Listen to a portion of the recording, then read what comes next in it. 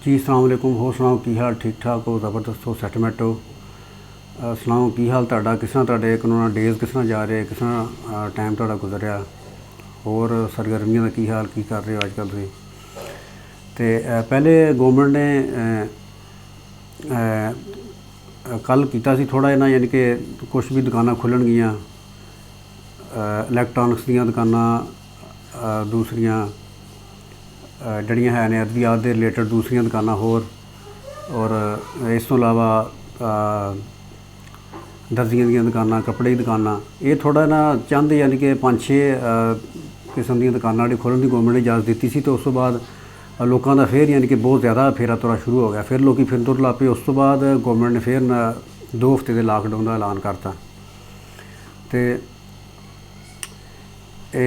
अज होर आपां गलबात करनी आ। गलबात जिहड़ी बड़ी हसास ते बड़ी ना दुखी जी है। और गलबात यह है कि पहले यानी कि दौर चंगा सी जदों कि टच मोबाइल नहीं सी है। जदों दा टच मोबाइल आया तो ये नाल ते पता भी है, यानी कि लखां फ़ायदे लैके आया। बहुत सारे फ़ायदे तो है। मैं तुहाडे नाल मुखातब हाँ, तो इसे मोबाइल के जरिए यानी कि टच सैलफोन के जरिए मुखातब हाँ। तो बाकी भी बहुत सारे फ़ायदे लैके आया, लेकिन ये नुकसान भी काफ़ी होए। और ये इहो जे यानी कि लोगों ने काम शुरू किया। इस तरह मसले बने कि कोई इहो जी तस्वीरां अपलोड करतियां कि जिहदी वजह नाल कतल तक हो गए। तो वो तुसीं सारे आपां जानते ही, तुसीं भी जानते ही। तो हुण जिहड़ा मसला आ रहा वो ये आ रहा कि अजकल करोना डेज़ आ, जिहदी वजह नाल वड्डा बिजनस तबका और जिहड़ा गौरमेंट के मुलाजमीन आ वो मुतासर नहीं इन्ने होए।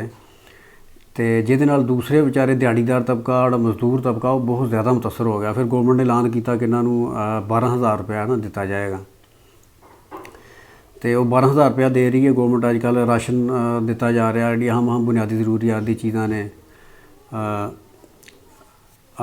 तेल, आटा, घ्यो और चीनी और पत्ती और दूसरी बुनियादी जी चीज़ां ने वो पैक की शक्ल ना दी जा रही, राशन पैक किया।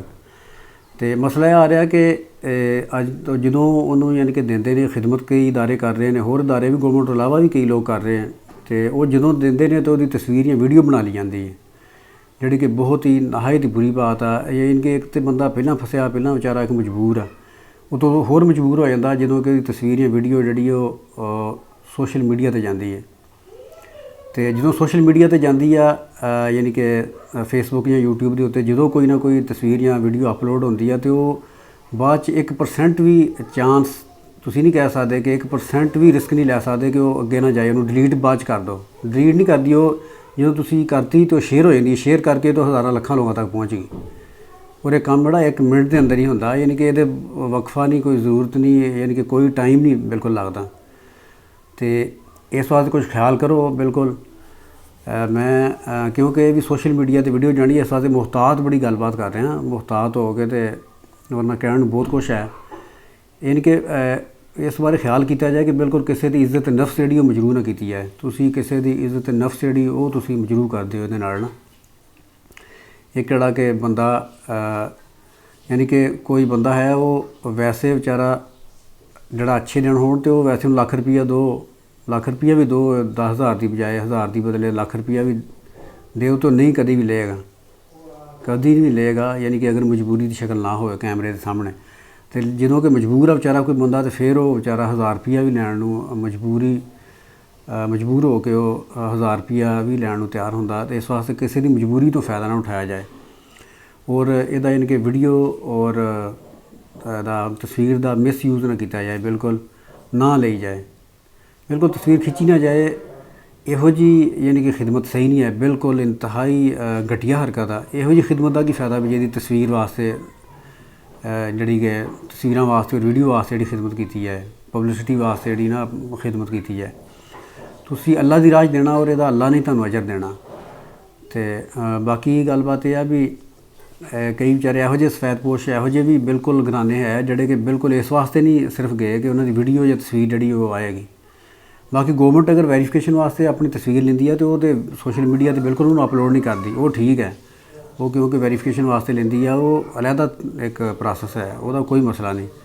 लेकिन जोड़े लोग जोड़े लैके तो यानी कि अपलोड कर रहे हैं खिदमत करने वालियां दी, यानी कि खिदमत यानी कि कर रहे हैं या पैसे देंगे अगले की तस्वीर लैके अपलोड हो रही है, वो इंतहाई ਬੁਰੀ ਔਰ ਇੰਤਹਾਈ ਘਟੀਆ ਗੱਲ ਹੈ। ਇੱਥੋਂ ਪਰਹੇਜ਼ ਕੀਤਾ ਜਾਏ। ਬਾਕੀ ਤੁਸੀਂ ਜਿੰਨੇ ਵੀ ਆਪਣੇ ਵੀਡੀਓ ਨੂੰ ਜਿਹੜਾ ਦੇਖੇ ਉਹ ਅੱਗੇ ਸ਼ੇਅਰ ਕਰੋ, ਅੱਗੇ ਸ਼ੇਅਰ ਕਰਕੇ ਤਾਂ ਕਿ ਗੱਲਬਾਤ ਜਿਹੜੀ ਆਪਾਂ ਸਾਰੇ ਮਿਲ ਕੇ ਫੈਲਾਈਏ ਵੀ ਇਹੋ ਜਿਹੀ ਤਸਵੀਰ ਜਿਹੜੀ ਖਿਦਮਤ ਕਰਨ ਦੀ ਆ ਬਿਲਕੁਲ ਨਾ ਲਈ ਜਾਏ, ਨਾ ਹੀ ਵੀਡੀਓ ਬਣਾਈ ਜਾਏ। ਔਰ ਤਾਂ ਕਿ ਜਦੋਂ ਤਸਵੀਰ ਤੇ ਵੀਡੀਓ ਜਦੋਂ ਬਣਾਉਣੀ ਨਹੀਂ, ਇਹਨੂੰ ਬਣਾਓ ਹੀ ਨਾ, ਜਦੋਂ ਬਣਾਉਣੀ ਹੀ ਨਹੀਂ ਹੋਏਗੀ ਤਾਂ ਫਿਰ ਅਪਲੋਡ ਕਿੱਥੋਂ ਹੋਏਗੀ। ਇਸ ਵਾਸਤੇ ਇਹਨੂੰ ਮਜ਼ੀਦ ਗੱਲਬਾਤ ਨੂੰ ਅੱਗੇ ਤੋਰੋ। ਅਤੇ ਬਾਕੀ ਆਪਣਾ ਖਿਆਲ ਰੱਖੋ, ਘਰ 'ਚ ਰਹੋ, ਘਰ ਤੋਂ ਬਿਲਕੁਲ ਇੰਤਹਾਈ ਜ਼ਰੂਰਤ ਆ ਅਤੇ ਬਾਹਰ ਨਿਕਲੋ, ਵਰਨਾ ਬਿਲਕੁਲ ਨਾ ਨਿਕਲੋ, ਕਿਉਂਕਿ ਥੋੜ੍ਹਾ ਇਹਨਾਂ ਜ਼ਿਆਦਾ ਹੀ ਨਿਕਲਣਗੇ ਅਤੇ ਉਹ ਕੰਟਰੋਲ ਹੋ ਗਿਆ। ਪਾਕਿਸਤਾਨ ਸ਼ੁਕਰ ਆ ਕੰਟਰੋਲ ਆ। ਅੱਜ ਕੱਲ੍ਹ ਜਿਹੜਾ ਕੰਮ ਦਿਖਾ ਰਿਹਾ ਵਾ ਕਰੋਨਾ ਜ਼ਿਆਦਾ ਅਮਰੀਕਾ 'ਚ ਦਿਖਾ ਰਿਹਾ। ਅਮਰੀਕਾ 'ਚ ਇੱਕ ਦਿਨ ਦੇ ਵਿੱਚ ਡੈਥ ਜਿਹੜੀ ਆ ਉਹ 1000 ਤੋਂ 2000 ਦੇ ਕੋਲ ਜਾ ਰਹੀ ਅੱਜ ਕੱਲ੍ਹ, ਅਤੇ ਜਦਕਿ ਦੁਨੀਆ ਦੇ ਵਿੱਚ ਟੋਟਲ 1,10,000 ਤੋਂ ਕਰਾਸ ਕਰ ਗਿਆ ਕਰੋਨਾ ਡੈਥ ਜਿਹੜਾ।